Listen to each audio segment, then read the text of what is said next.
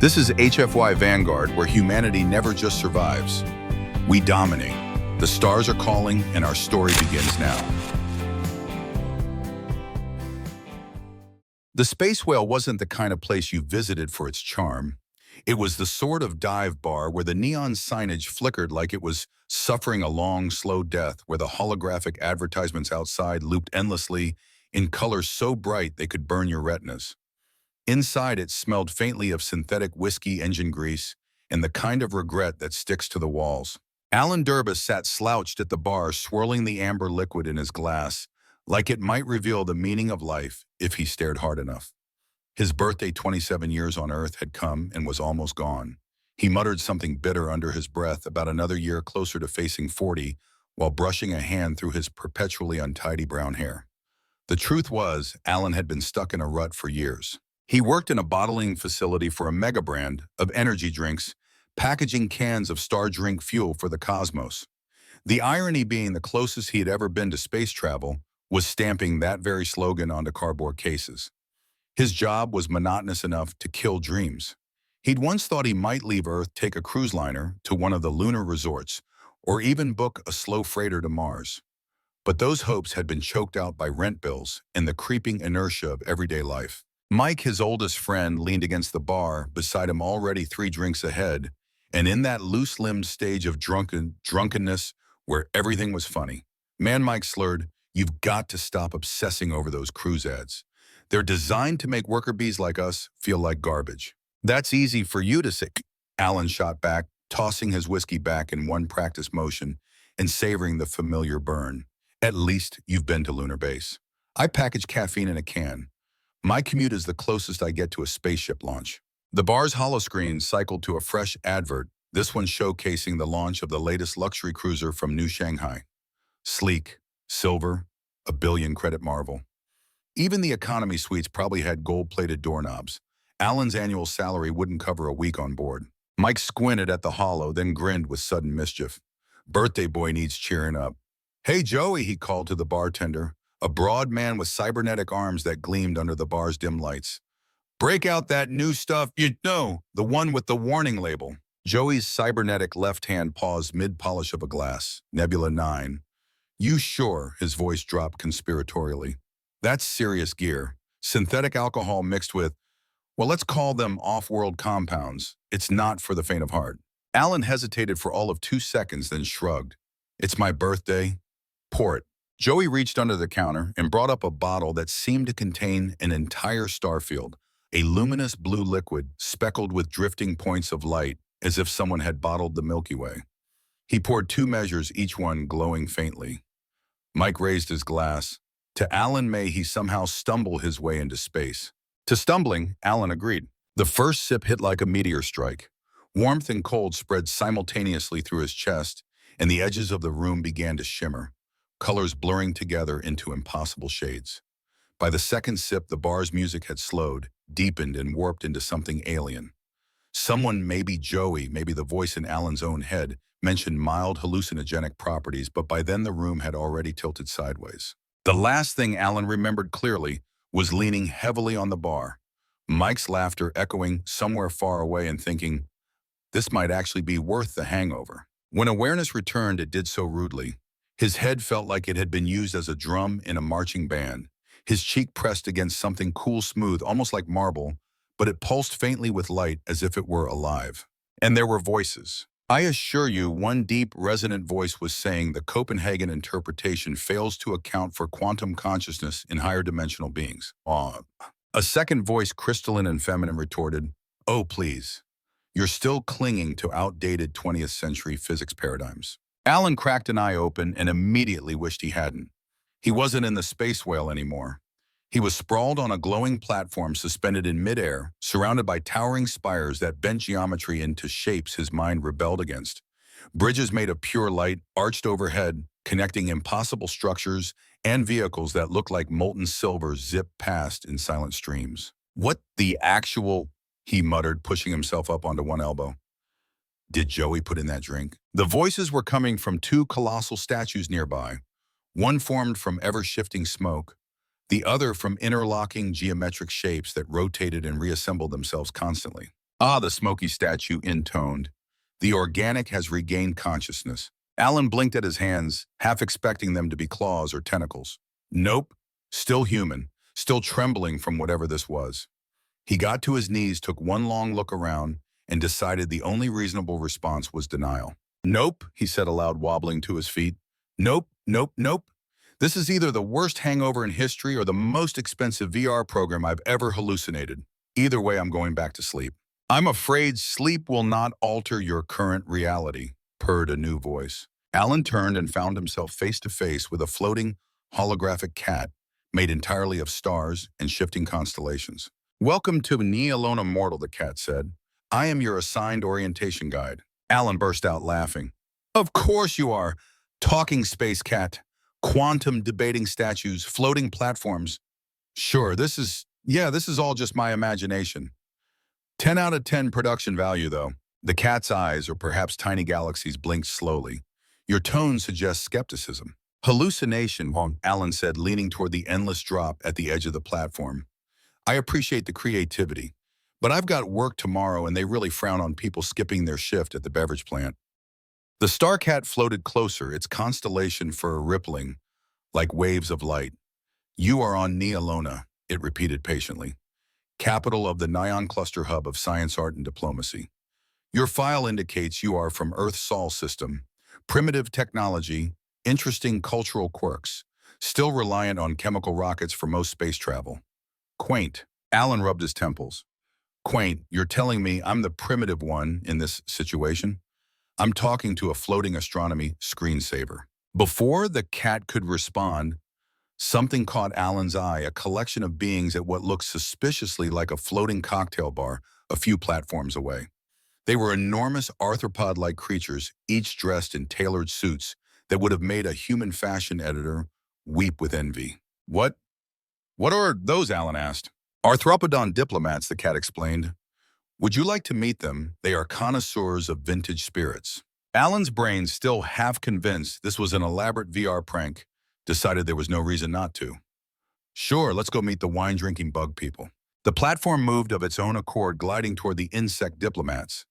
As they came into clearer view, Alan realized each one wore a monocle over at least one of their compound eyes, and some carried delicate crystal glasses in their forelimbs. A large one with an emerald green carapace turned toward him, antennae twitching.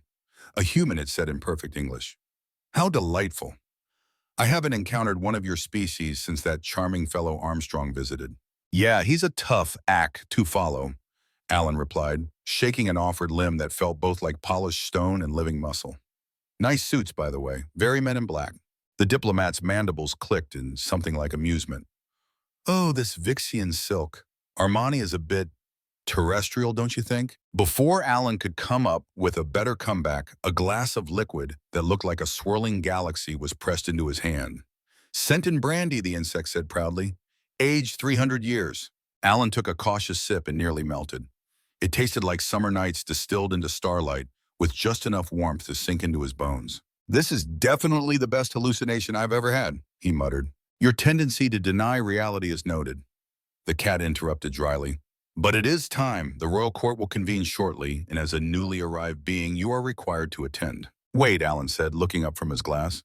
Royal court, like kings, crowns, all that jazz. The supreme sovereign of Alona and his daughter, Princess Amos, the cat confirmed. Great, Alan said with a tipsy grin.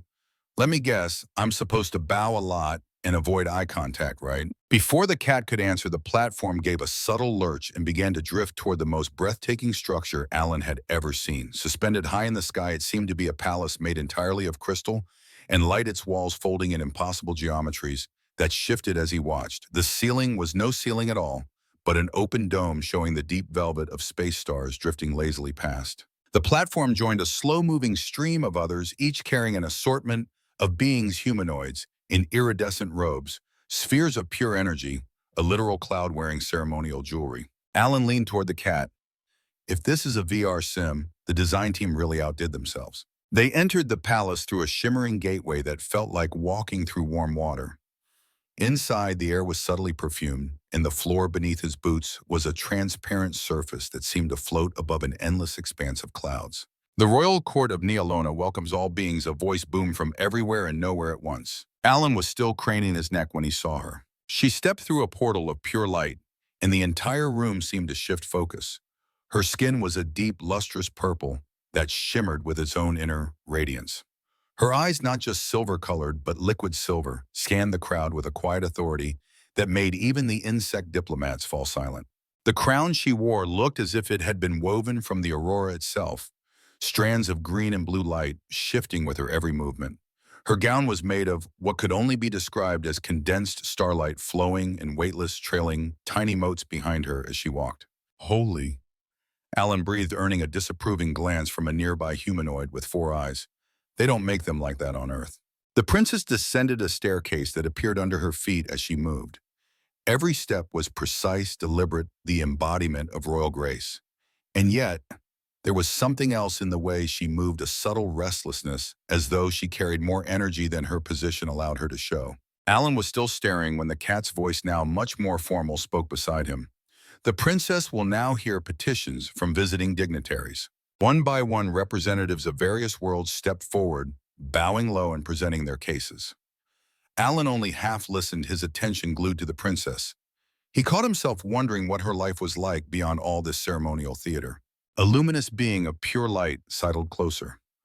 "Excuse me," it said, its tone hushed but urgent. "I don't think you should." Too late. The alien brandy had loosened whatever filter Alan might have had. He was already stepping toward the crystalline staircase. "Hi," he said, waving as though greeting a neighbor. "I just wanted to say incredible work on your whole look," he gestured vaguely. Purple skin, genius touch. Silver eyes, perfect alien princess vibe. In that dress, living starlight over the top, but in a good way. A hush fell over the room, the kind of silence that carries weight. The princess's silver eyes narrowed ever so slightly. "You approach without being called, Earthling," she said, each word like the chime of a crystal bell. "Yeah, sorry, just really impressed. You're like space royalty meets supermodel." The luminous being groaned beside him. The cat's voice was practically vibrating with panic. "Sir, you must—" But the damage was done. The princess's features became still cold and utterly regal. The air temperature seemed to drop. "You dare," she said softly, "to mock the royal house of Alona?" "Oh no," Alan replied cheerfully. "This is admiration. Maybe wrapped in a few bad jokes, but—" Silence. Another voice boomed, this one so deep it rattled his bones. At the top of the staircase now stood a towering figure clad in armor that looked as though it had been forged from collapsed stars. His skin was a darker shade of purple than the princess's, his presence radiating authority and danger. "Oh wow," Alan said before he could stop himself. "You must be the final boss." "I am Zarak," the figure said, "Supreme Sovereign of Alona, and you have gravely insulted my daughter." The Supreme Sovereign descended the crystalline steps with a weight that made the entire palace seem to bow.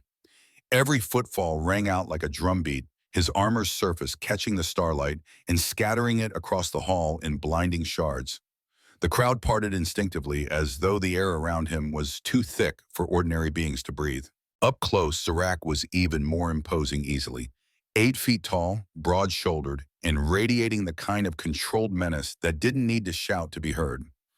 His crown was a jagged circlet of what looked like condensed neutronium, each black facet devouring the surrounding light. Alan glanced between him and the princess, and in some corner of his still half-drunken mind, he noticed their eyes were the same molten silver. Father and daughter, he thought hazily. "Okay, this is where the VR plot twist drops in, right? You have insulted the royal house of Alona," Zarak declared.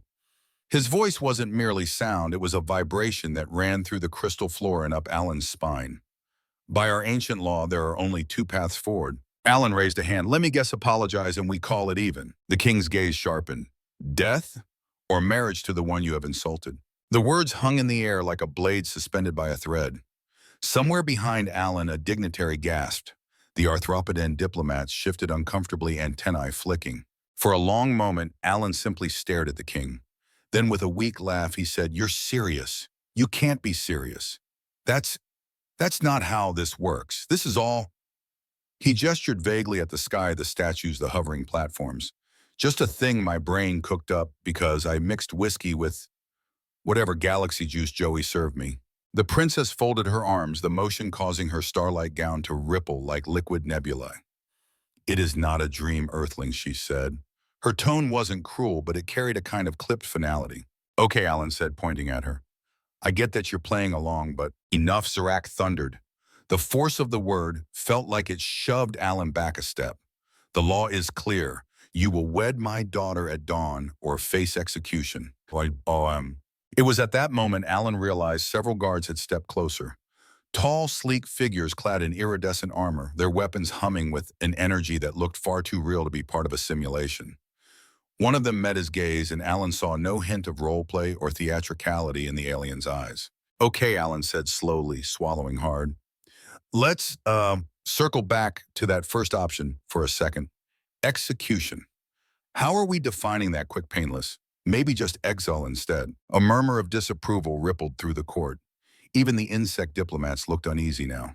The holographic cat materialized at Alan's elbow, its starlight whiskers twitching in distress. I did attempt to warn you about proper etiquette, it murmured. The princess turned to her father. This is absurd. I will not marry this beverage distribution professional. Alan raised a hand. Hey now, professional is the nicest thing anyone's called me in months. But Zarek was unmoved. The law is the law, daughter. The insult was witnessed by the entire court. To ignore it would be to weaken the throne. Or Alan suggested you could acknowledge that maybe your ancient laws are a little outdated, like really outdated, like still using floppy disks outdated. No one laughed, not even the arthropodans, and they'd laughed earlier about men in black. Zarak's gaze hardened. Guards, escort the Earthling to the preparation chambers. Two guards stepped forward, their weapons humming ominously. Alan held up his hands. All right, I can walk myself. No need for... One of them jabbed him lightly in the side with the butt of their weapon. It felt like sticking a fork in a live socket. Okay, fine. Hands off the merchandise, Alan muttered. As he was led away, he risked a glance back at Princess Amos. Her expression was carved from the same royal steel as her father's. But for just a fraction of a second, he caught something else in her silver eyes. Something that looked a lot like reluctant curiosity. Or maybe that's just the brandy talking, he told himself. The preparation chamber turned out to be less of a dungeon and more of a luxury suite, if luxury suites came with force-filled windows and drone guards hovering in the corners. The walls were made of some crystalline material that refracted light into ever-changing patterns, and the furniture seemed to float a few centimeters above the floor. Alan paced, his reflection fractured into a dozen distorted images in the walls. Okay, he muttered. Either I'm getting married to an alien princess or I'm getting executed. No pressure. The holographic cat shimmered into view again, lounging on a floating cushion. I have been assigned to explain the marriage protocols. How about you explain the escape protocols instead, Alan shot back. He walked to the force-field window and pressed his palm against it. It hummed with a deep, steady vibration. I wouldn't recommend the cat began, but Alan had already grabbed what looked like a decorative sculpture and hurled it at the window. The force field absorbed it, then spat it back as a ball of pure energy. Alan dove aside just in time, attempting that the cat finish primly. Alan collapsed into a hovering chair. Great. So you're telling me the only way out of this is to marry the princess or not be alive anymore? The laws of Alona are absolute, the cat replied. Then its form flickered faintly as though hiding amusement. You could try speaking to the princess herself. Alan sat up. Great idea. Where is she? Behind you. He turned, nearly toppling out of the chair. Princess Amos stood in the doorway, no starlight gown this time. Instead, she wore a fitted jumpsuit of some iridescent fabric that caught the light in shifting patterns. The change of attire somehow made her even more striking. Leave us, she told the cat. It vanished without a sound. Alan cleared his throat. Your Highness, I can explain. Silence, she said, stepping fully into the room. Her silver eyes were brighter now, her hair a deep shade of midnight purple falling loose around her shoulders. Do you have any idea what you've done? Made an incredibly poor judgment call while under the influence of alien alcohol, Alan offered. You've triggered an ancient law that cannot be undone. My father's hands are tied. The entire court witnessed your insult. Yeah, about that, Alan said, leaning back in the chair. I'd like to lodge a formal appeal with the Intergalactic Council of Common Sense. For a moment, she looked as though she might actually strike him. Instead, her lips twitched just barely. You're still making jokes, she said. It's kind of my default setting when facing death or matrimony, Alan replied. He gestured around the opulent chamber.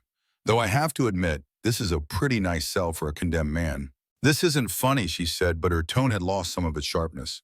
I am heir to Alona. My marriage was to be a carefully negotiated political alliance, not— She gestured at him. This. Hey, I'm not exactly thrilled about being forced into marrying someone I just met, Alan said, even if she is the most gorgeous alien I've ever seen.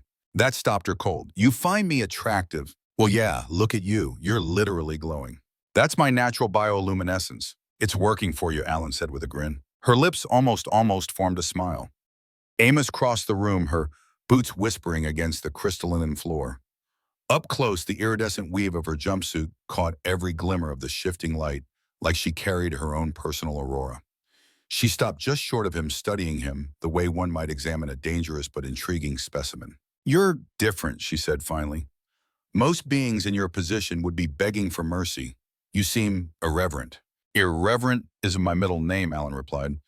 Well, technically it's David, but irreverent works too. She tilted her head, clearly unused to this kind of banter. You don't care about status protocol or the weight of ancient tradition. I mean, I care about not dying, Alan said.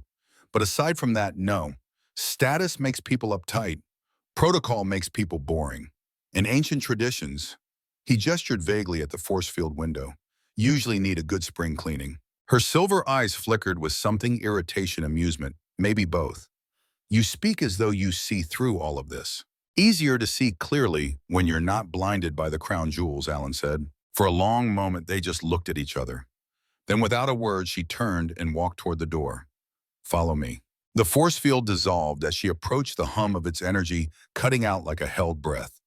Two drone guards outside pivoted to track them, but at a flick of her hand, they stepped aside. They moved through a series of corridors that made no architectural sense, angles folding into themselves, floors becoming walls, light pouring in from sources that had no physical fixtures. Alan gave up trying to understand and just tried not to trip over his own boots. Finally, they emerged into a vast chamber that stopped him dead in his tracks. It was a workshop, but nothing like the dusty, grease-stained places he'd known back on Earth. Here, devices hovered midair in anti-gravity fields slowly rotating, while holographic diagrams flickered around them. Tools that looked like the offspring of a Swiss Army knife and a particle accelerator lay scattered across gleaming workbenches. A half-assembled engine the size of a shuttle hummed softly, its surfaces shifting like liquid metal. Welcome to my private laboratory, Amos said, a touch of pride in her voice. It's where I work on projects my father would rather I not pursue. Alan whistled. You build spaceships in your spare time. Interdimensional transit systems, she corrected.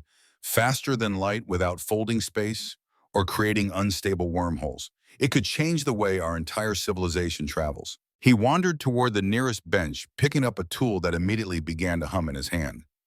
Okay, this is officially the coolest hallucination I've ever had. You really are strange, she said, though there was a warmth in her tone now. Most nobles would be horrified to see a princess with her hands dirty. I'm not most nobles, Alan said. I'm not noble at all. Just a guy who made a dumb joke and ended up in space. Her lips quirked, but the expression vanished quickly. This workshop stays secret. My father thinks a princess should focus on diplomacy alliances. Marriages, not engineering. That sounds suffocating, Alan said softly. It is, she admitted, her gaze distant for a moment. He set the tool down. Well, for what it's worth, I think it's kind of amazing. And maybe the world needs a few more people willing to break the rules. Her eyes met his again, and there was an unspoken understanding in that glance. Then without warning, the room's lighting shifted to red. A siren blared sharp mechanical. Intruder alert, a synthesized voice announced. Assassination attempt in progress. Two of the drone guards outside the lab doorway sparked violently and collapsed. From the shadows beyond, figures emerged, tall, lean, clad in stealth suits that drank in the light. Weapons glinted in their hands. Alan's mouth went dry. I'm guessing these aren't the friendlier kind of visitors. Amos's voice was calm but edged with steel. Shadow Crest Dynasty. They don't want this marriage or the alliance it represents to happen. The nearest assassin raised his weapon. Alan didn't think he just moved. The first assassin stepped through the door with liquid grace, a blade of blackened metal in hand. Behind him, two more moved into position, weapons humming with a low, hungry thrum. Their visors reflected the lab's crimson warning lights, turning them into faceless silhouettes of death. Amos moved before Alan could even think. One moment she was at his side, The next she was across the room, a blur of motion that defied his eyes.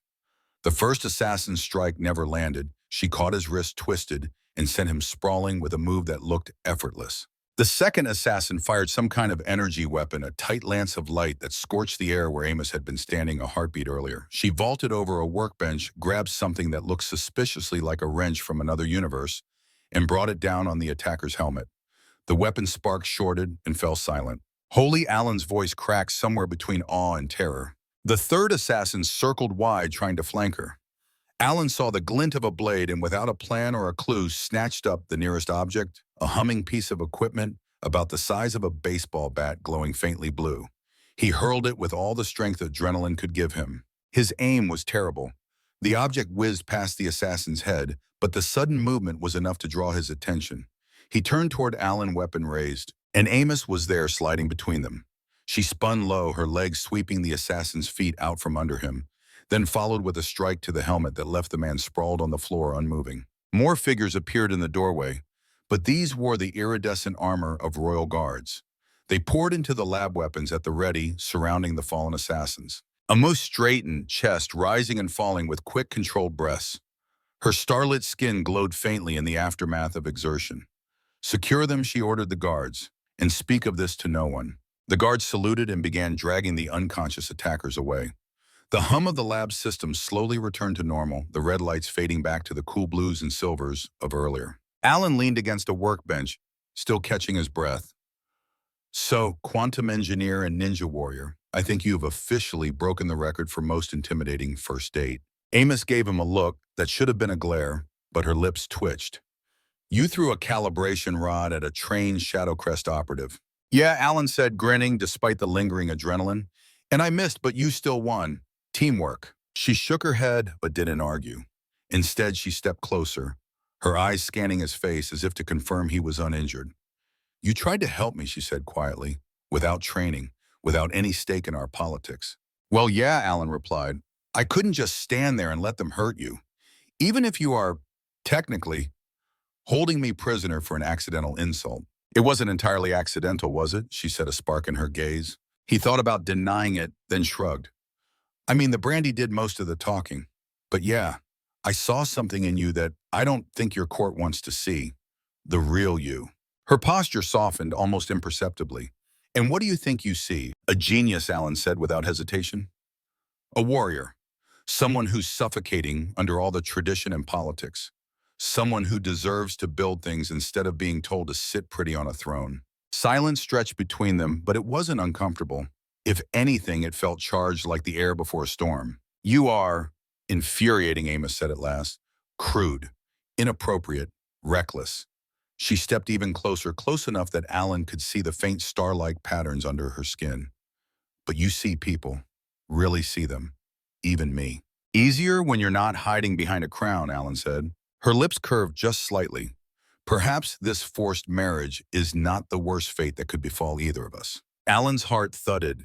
"Are you saying you're warming up to the idea of marrying a beverage distribution professional?" "I'm saying," she murmured, reaching up to touch his cheek with fingers that tingled faintly with some kind of soft energy, "that the universe has a strange sense of humor." He caught her hand gently. "Yeah, one hell of a punchline." For a moment, it felt like the rest of the galaxy had faded away. No assassins, no court, no laws. Just the two of them in a lab filled with half-built wonders. Then she stepped back, her composure sliding neatly into place again. "You should rest. Tomorrow my father will summon you, and you will need every scrap of wit you possess if you are to survive the royal court." Alan managed a crooked smile. "Good news sarcasm is my superpower." "I noticed," she said, and turned toward the door. As she left, Alan leaned back against the workbench, staring at the doorway long after she'd gone. Somewhere deep in his gut, past the lingering buzz of alien brandy and the residual fear of execution, was the strange, unshakable feeling that he might have just stumbled into something far bigger than himself. And for the first time since waking up in this impossible city, he wasn't entirely sure he wanted out. The next morning, or what Alan guessed was morning, since Alona's skies shifted through colors instead of sunrise and sunset, he awoke to the sound of the holographic cat clearing its throat. He sat up on the hovering bed, rubbing his eyes. "Tell me this isn't a wake-up call for my execution." "Not quite," the cat replied, its constellation fur twinkling faintly. "His Majesty has reconsidered your sentence." That's good, Alan said, cautiously hopeful. So I'm free? The cat's ears swiveled back. Not exactly. The Supreme Sovereign has agreed to an alternative trial. Alan groaned. If this is trial by combat, I'll need about a decade of training and a miracle. No, the cat said, a small smile in its voice.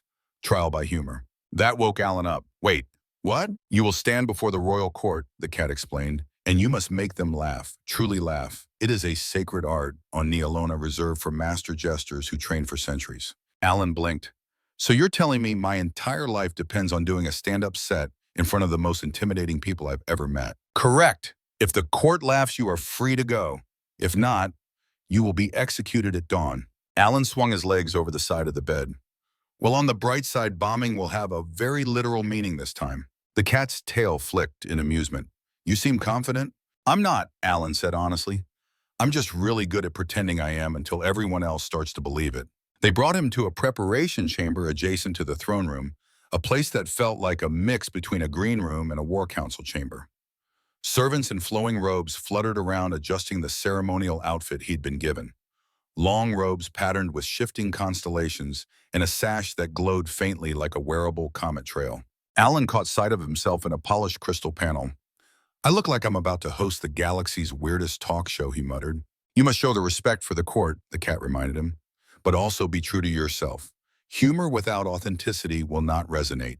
Before Alan could answer, the door slid open and Amos stepped in. She was in her royal gown again, every inch the perfect princess.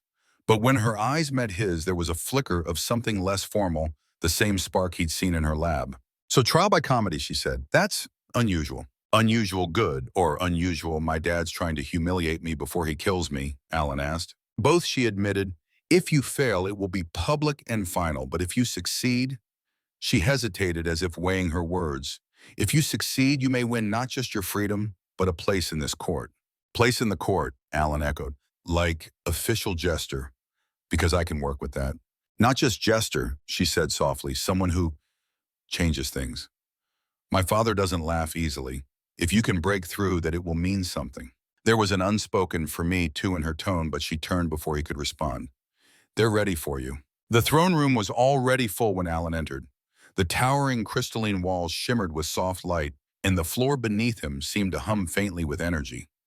Every seat in the vast chamber was filled dignitaries in shimmering robes, insect diplomats in their tailored suits, beings of pure light, amorphous clouds, and more of the armored royal guards. At the far end, King Zarak sat on his throne of folded starlight expression as hard as neutronium. Beside him, Amos maintained her regal composure, but her silver eyes followed Alan as he approached. You propose a contest of wit, Zarak said, his voice carrying easily through the hall. You believe you can make the court of Alona laugh. Alan glanced at the audience, then back at the king. Well, I did turn your daughter's attempted assassination into what might have been a romantic evening. So I figure I have a shot. A ripple of murmurs swept through the court. Amos coughed discreetly into her hand, which might have been to hide a smile. Very well, Zarak said, leaning forward. Proceed, but be warned, our jesters trained for centuries. This is no easy feat. No pressure, Alan said under his breath, then stepped forward to the center of the hall. He started with the truth. Funny story about how I got here. Turns out my friends have a very unique approach to birthday gifts.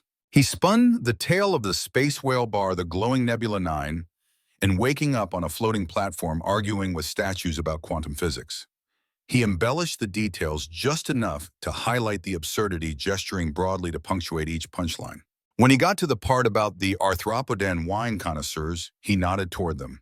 Your taste in suits is impeccable, by the way.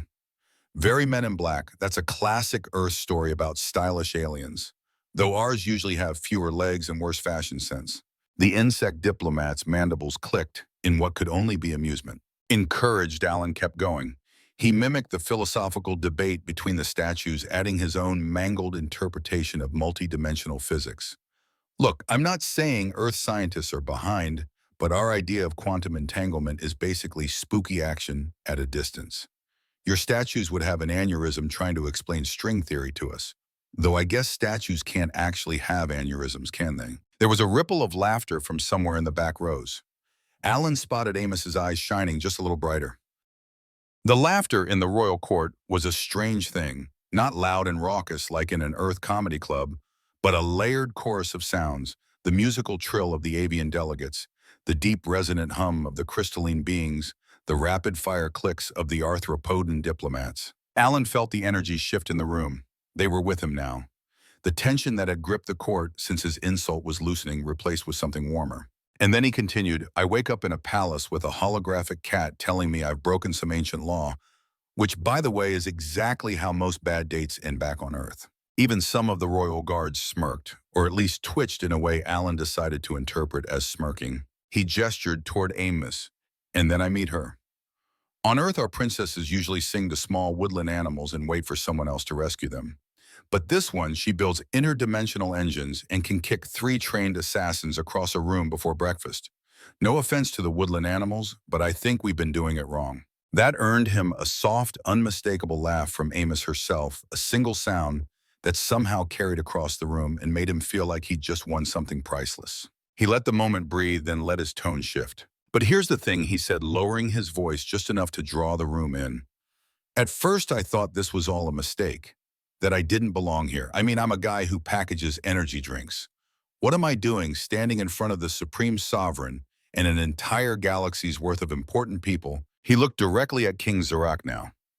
But then I got to see who your daughter really is, not just the princess in the crown, but the brilliant, fierce, unstoppable woman behind it. And it turns out, maybe I do belong here. Not because of any law, not because I have to, but because I want to. A hush fell over the court. Even the guards seemed to lean in. Alan dropped to one knee, heart hammering. Your Majesty, you offered me a choice between marriage or death. I choose neither. I choose to ask for your daughter's hand not because I'm forced to, but because she's the most remarkable person I've ever met. And if she'll have me, I want to spend the rest of my life making her laugh, and maybe dodging the occasional assassin. The silence that followed was heavy enough to crush him if it broke the wrong way. King Zarak rose slowly from his throne. His gaze swept the court, then settled on Alan. You have made our court laugh, he said at last, and you have spoken with truth in your voice. You are free to go. Alan exhaled, then stood his ground. With respect, Your Majesty, I'm not finished. Gasps rippled through the room. He turned toward Amos. Princess Amos of Alona, genius engineer, quantum warrior, and the woman who somehow found something worth keeping in a guy who fell into her life by accident. Will you marry me? Not because you have to, because you want to. For a heartbeat, her expression was unreadable. Then her silver eyes softened, and the corner of her mouth lifted. You realize this means you will have to learn quantum mechanics. I'm willing to risk the headache, he said. Her laugh rang clear as crystal. Then yes, Alan Durbus, I will. The court erupted applause in a dozen alien languages, cheers from throats and instruments Alan couldn't name. Even Zarek's stern face cracked into something like a smile. For the first time since waking on Alona, Alan felt completely sober and completely certain that whatever happened next, he didn't want to leave. The wedding had been a spectacle, and that was putting it mildly. The broadcast went out across 17 galaxies with simultaneous translation in over 4,000 languages, including one that consisted entirely of controlled gravitational pulses. Earth's media nearly imploded trying to cover it. Neolona's media treated it like the alignment of planets that came once in a lifetime. Alan still swore their entire thing felt like a fever dream. The crystalline palace draped in streams of aurora light, the insect diplomat serving 3-century-old brandy at the reception, the holographic cat acting as master of ceremonies. There had even been a spontaneous, zero-gravity dance floor halfway through the night when a small mishap in Amos's lab bled into the power grid. Somehow, through all of it, they'd made it official. And now a year later, they had something that felt like a rhythm, if you could call regularly hopping between planets a rhythm. Half the time they lived in Alona, where Alan was now formally recognized as the consort prince, though he privately preferred the title Quantum Prince because it sounded cooler and confused people. The other half, they stayed on Earth in a renovated top-floor apartment overlooking New Shanghai's East Docks, where Amos had installed a personal teleport pad in the living room because the commute is inefficient. She had, true to her word, revolutionized Earth's space program. The prototype quantum drive she'd been building in her private lab was now a functioning technology cutting interstellar travel time from years to hours. Earth scientists worked with her daily, and Alan sometimes suspected the real reason she kept their apartment was so she could pop into the Chinese Space Agency at 2 in the morning when she had a thought. Alan, meanwhile, had introduced stand-up comedy to Alona's royal court. At first, the idea horrified the senior minister's humor was sacred, something you didn't just practice in front of the throne. But after Alan's second set in which he roasted half the court and got away with it, they began inviting him back regularly. Now there were open mic nights in the palace, yes, really. And Alona's first interspecies comedy festival was in the works. This particular morning found them in the cockpit of their personal quantum ship, the Harmonic Drift. The vessel was sleek and silver with panels that shifted hue depending on its speed and a cockpit view that stretched in all directions like they were sitting inside a bubble of glass. Outside, the stars hung in impossible clarity, the colors sharper than anything the human eye had evolved to see. "Ready for your flying lesson?" Amos asked, strapping herself into the pilot's seat. She was wearing a fitted flight jacket over her usual iridescent jumpsuit, her hair pulled back in a high tail. Alan slid into the co-pilot seat, tightening his harness. "As long as there are no assassins this time." "No promises," she said, with a smirk, flicking switches with swift practice motions. He grinned. "You know, the last time I touched the controls, we ended up spinning into a gravity well." "Yes," she said deadpan, "I recall. It took 3 days for the nausea to subside." "Hey, in my defense, I didn't know that lever adjusted. The ship's engines came alive with a low harmonic hum that resonated in Alan's bones. Outside, space seemed to warp, stars stretching into elongated lines of light. Amos glanced at him. "Your turn." Alan took the controls, his palms already sweating. The panel was a holographic interface that shifted depending on where his hands moved, symbols and readouts flowing like liquid light under his touch. He eased the ship forward, the sensation eerily smooth, no inertia, no lurching, just a gentle slide through the void. "Not bad," Amos said, leaning back. "Now bring us to half-light compression." "Which one is?" "That one," she pointed. Alan tapped the control and the universe outside folded in on itself. Stars collapsed into a central point, then unfurled in a wash of color that made his eyes water. "Whoa," he breathed. "That's... wow." Amos smiled, watching him more than the view. It never gets old. Later, after docking at a floating market orbiting the twin moons of Ancaris, they wandered through rows of stalls selling everything from gravity-defying jewelry to bottled Nebula.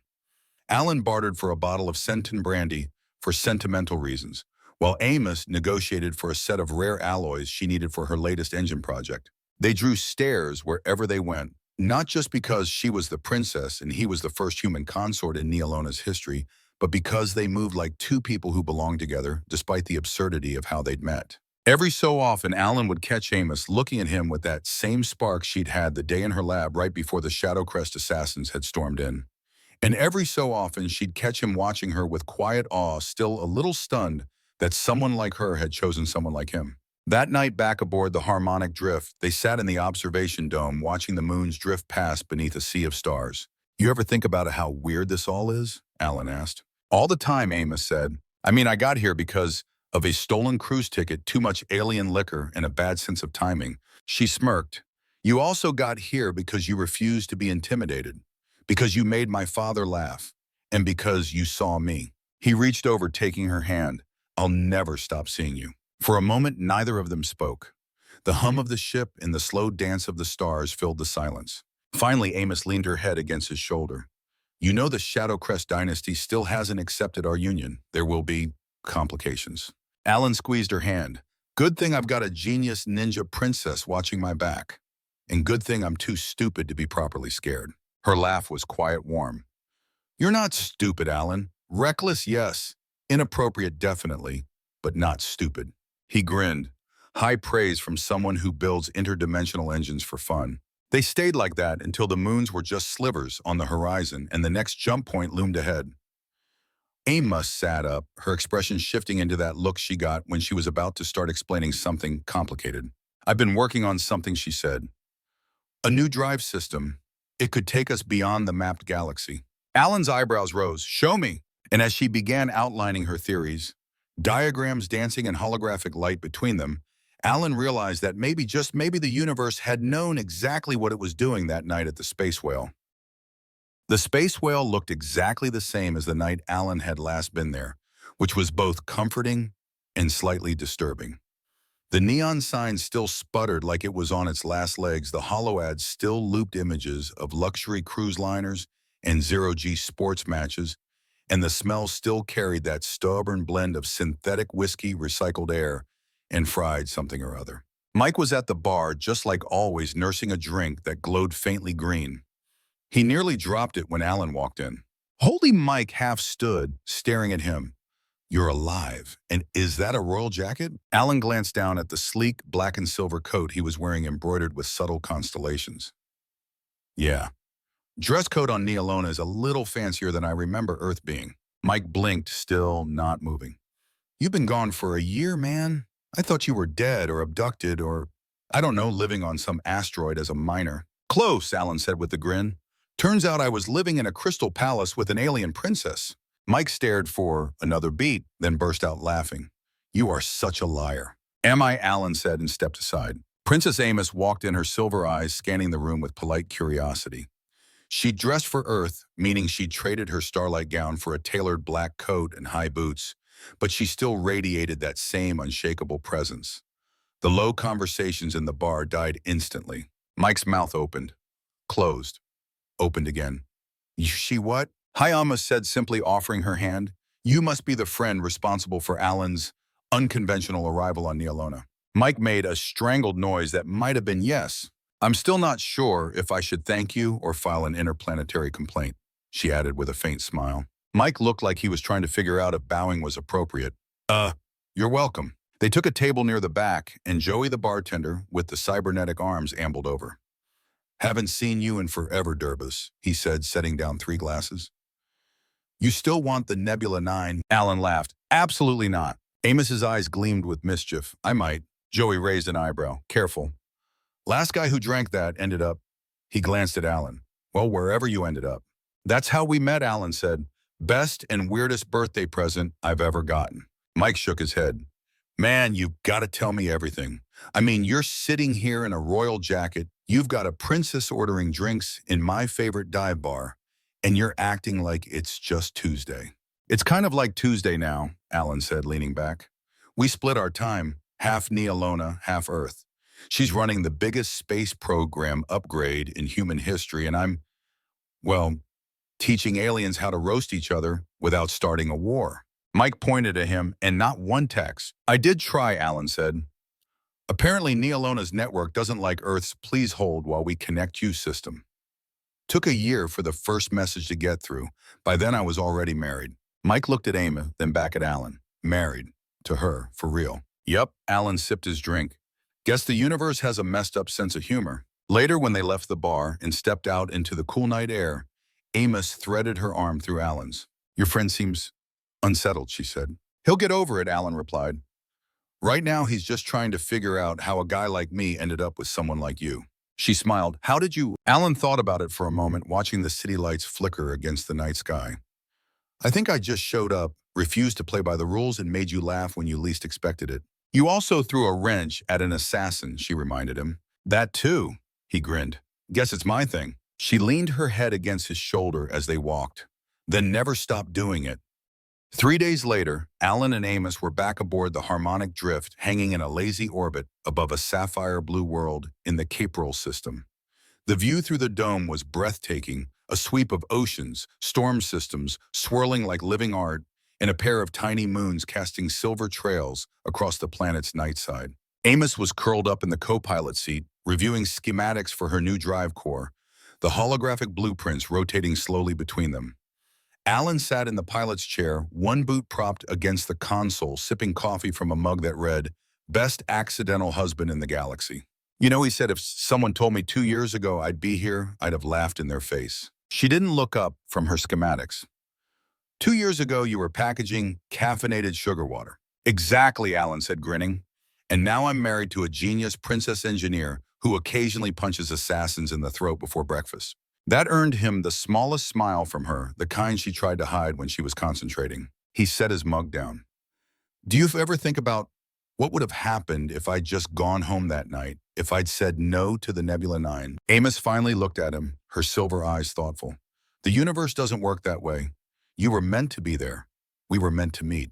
Fate, he teased. Quantum inevitability, she corrected, much more precise. A soft chime interrupted them, an incoming transmission. Alan tapped the console and Mike's face appeared in a holographic projection, looking more than a little bleary. "Hey, Space Prince," Mike said, rubbing his eyes. "Guess who just got invited to something called the Intergalactic Humor Summit in the Alona? And guess who they want as the keynote speaker?" Alan groaned. "Let me guess. The guy who accidentally invented stand-up diplomacy." "That'd be you," Mike said. "Better start writing your set. And maybe don't roast the Supreme Sovereign again." Amos smirked. "I rather enjoyed that." Mike blinked. "Of course you did. Anyway, see you in a week. Try not to cause an interstellar incident before then." The transmission cut, leaving the cockpit quiet again. Alan leaned back, gazing out at the stars. "You know what the weirdest part of all this is? That you survived long enough to marry me. That too," he said. "But I think the weirdest part is, I don't want to go back to normal. This is normal now. And I like it." Amos reached over, took his hand and gave it a squeeze. "Good, because I have no intention of letting you go." They sat in silence for a moment, watching the planet turn below. Then Alan smirked and added, "Besides, if I ever get bored, I can always go grab a Nebula 9 at the Space Whale and see what happens next." Amos's eyebrow arched. "Don't you dare." He grinned wider. "What the universe might have another surprise in store." "It already does," she said softly, leaning over to kiss him. The stars wheeled slowly outside and the harmonic drift purred as it prepared for its next jump. Somewhere out there, trouble was waiting, and Alan was absolutely fine with that. Because sometimes the best things in life really do start with one weird night at a bar.